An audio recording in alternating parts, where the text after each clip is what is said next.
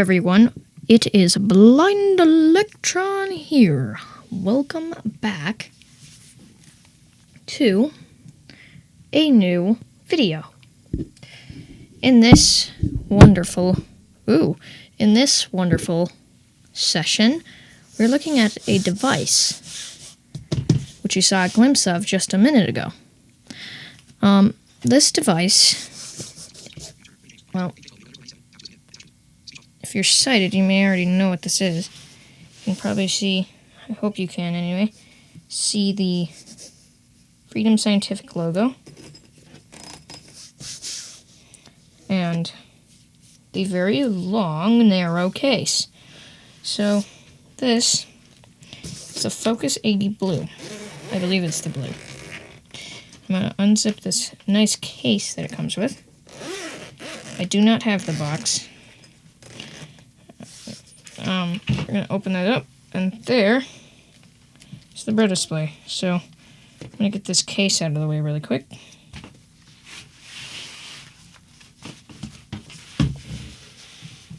Sorry, this is very difficult to do with one hand.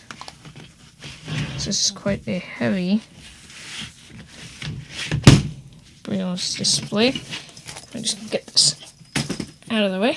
Okay. Now,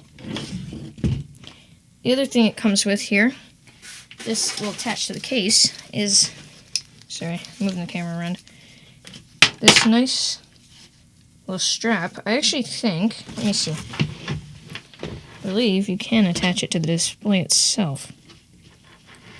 I think if I go like this, if that's what these are for, is to do this. It's very difficult. Alright, well, anyway, there's some things on the edge of the display, these rubber things that make me think that that's probably what these are actually for. Anyway,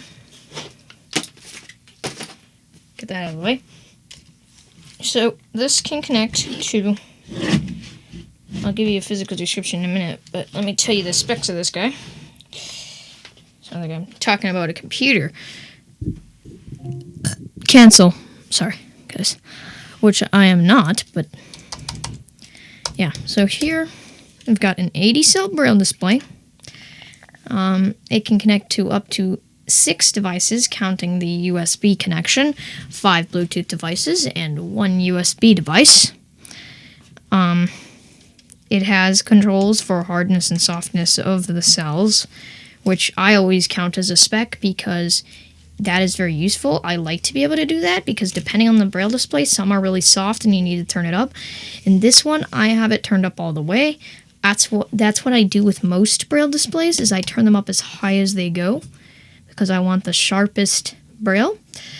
That's what I did with the Active Braille when I had that. I failed to do a review on that due to a few things I could not figure out how to get it to do. We're going to show you USB connection to my computer in a minute. So actually, we'll give you a physical description. So in the middle, you've got your standard Perkins keyboard, backspace, or .7, 3, 2, 1. There's a little thing in the middle, little menu key, 4, 5, 6, 8. And then on the right side, I'm going to do my best. You've got a little button above a little rocker bar. And then same with the left side, you've got another little button above the rocker bar, which I haven't figured out fully what all of these do. And then down on the front, I'm going to turn this on its side because it actually is big enough to sit upright on its side, so I can actually show this really easily. We've got the left pan key, the first left rocker bar, the second left rocker bar, and the third left rocker bar. Then we've got, don't know what these are, 2 little buttons in the middle, just below the space bar, which I forgot to say was on the bottom edge. It's actually after the Braille display, not right on the bottom of the keys, which makes total sense for a Braille display of this size. Got the first right rocker bar, second right rocker bar, a little button that is actually on the left side in between the first and second right rocker, or left rocker bar that I forgot to say, kind of just passed over it, and the third right rocker bar, and then the right pan key. I'm going to place this back down. Now, we're going to show you the USB connection to the computer. This thing does support JAWS and NVDA, as well as Narrator using BRLTTY, and BRLTTY and Orca on Linux. Anything that can output through BRLTTY, it also does support. So if you are using another screen reader that does output through BRLTTY, or takes input through BRLTTY, it will work with this display, which I love about this display, is that it works with BRLTTY because it can work with almost any screen reader on the planet at that point. Because that's one of the first things that screen reader Braille people will put in a screen reader is BRLTTY, because it is a very versatile Braille input and output solution. We've also, I forgot to mention, we got cursor routing keys above all of our cells, all 80 of them. That sound was very satisfying. Anyway, the feeling is not so satisfying. These are a little bit tough to press, but that is the most satisfying sound on the planet. Of course, we got the little menu key, which will take you in the menu, which you can actually use these little rocker bars to navigate. And I believe you just press enter. Now, I'm going to connect the USB-C cable, which it also comes with, which I have right there. So let's set this down because I need both hands, otherwise I might ruin the Braille display, which would be bad. So we're going to connect it up. My computer just went doo-doo. You won't be able to hear my computer. I could do cancel. I could do better than that, probably. But honestly, I don't feel like it. So I'm going to do...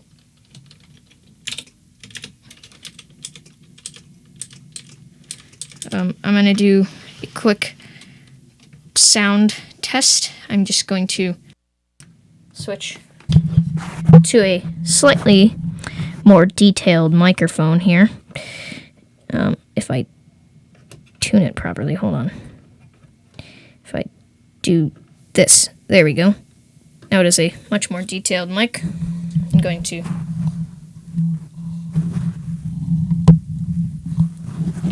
aim it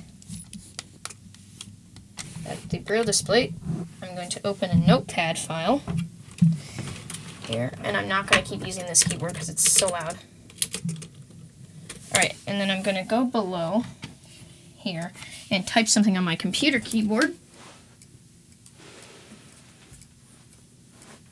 And you guys can hear how loud this is.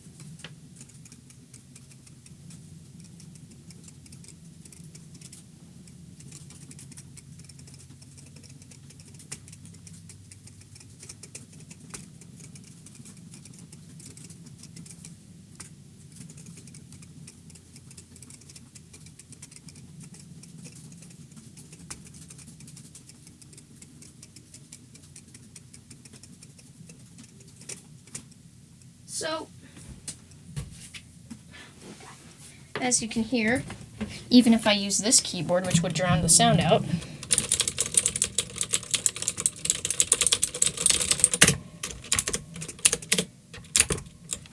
you can hear that it's still quite a noisy display due to mostly the sheer amount of Braille cells on the display. I'm going to do one more test with a less detailed microphone like this one really quickly, just to show you. If you're not pointing right at the dumb thing.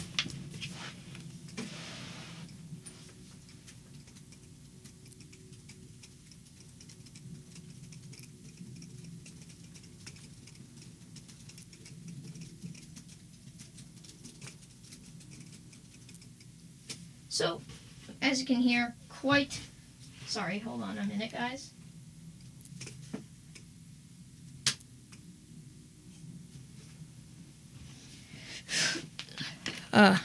Not the quietest Braille display on the planet. And that is partially due to the sheer number of cells this thing has. I mean, it has 80 cells, which is quite a lot of cells, which is why this guy is quite large. He's skinny. This guy is very, very skinny. So if you need something skinny, you've got it here. But it's long. Not as long as you may think, but it's still quite long. We actually like to call it the Beast sometimes. So that'll give you somewhat of an idea of how large this Braille display is.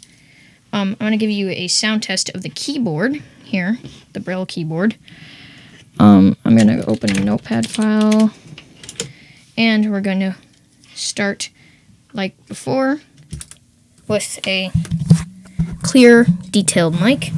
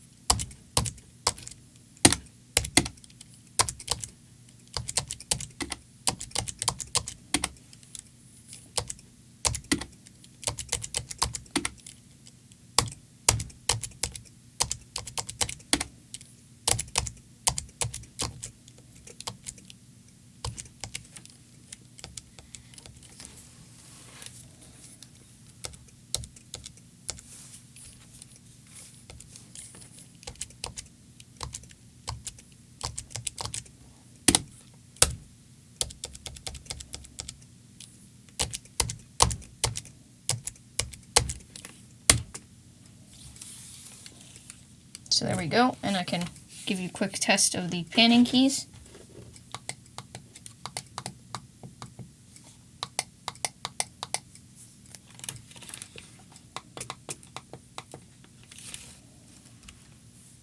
So this one actually has reverse panning keys, which I don't like that. I'm not a big fan of reversed keys. I'll test the rockers, the big ones on the front. I feel like I would use these more, just because they're not reversed. Actually, one of them is, and the one isn't. That's interesting. Here's the ones on the right.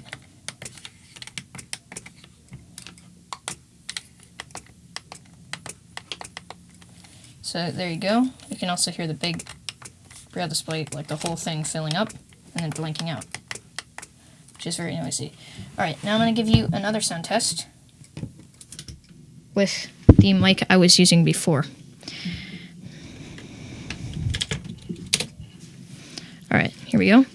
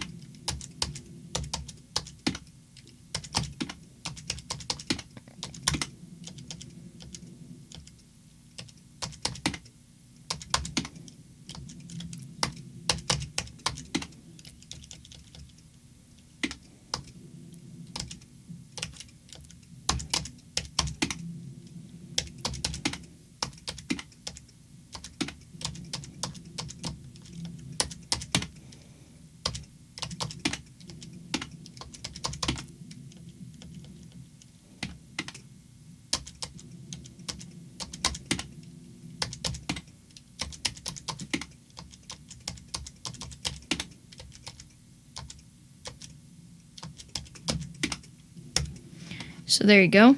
And again, testing the rocker bars, or not the rocker bars.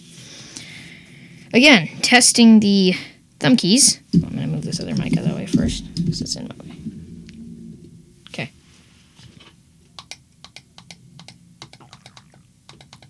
Left thumb key, right thumb key.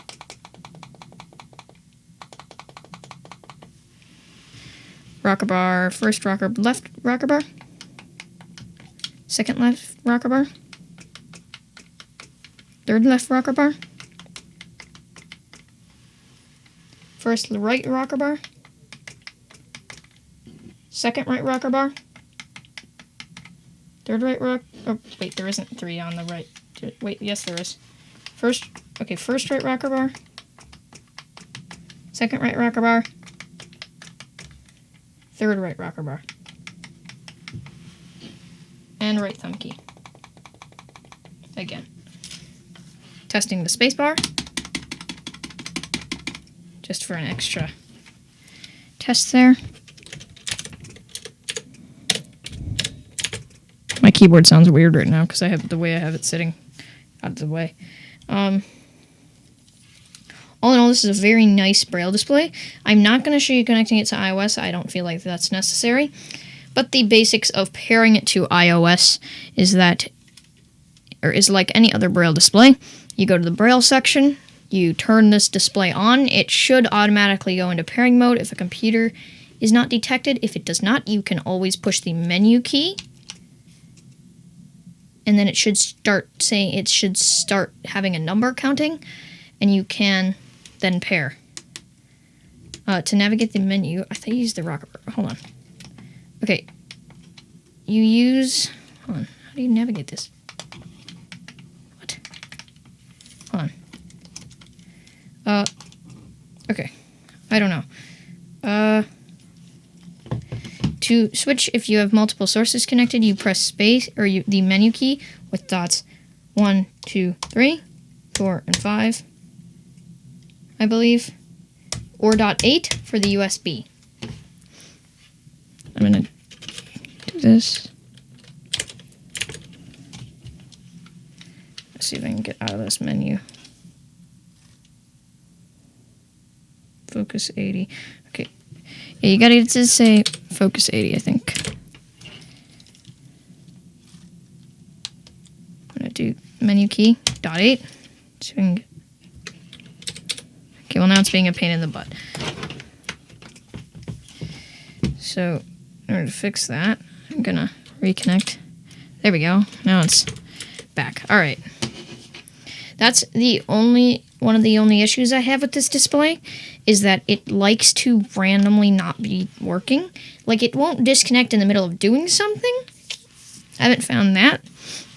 What I found is if you do something on it, like with the menu, it will break, or sometimes it will work when you plug it in the first time, and you have to unplug it, plug it back in, restart your screen reader, and then it will work, I find sometimes. Just gonna give the sighted viewers one last look over of the entire device. Sorry, my hand's right off to the side of it too. So there you go, everybody. That was the Focus 80 Blue.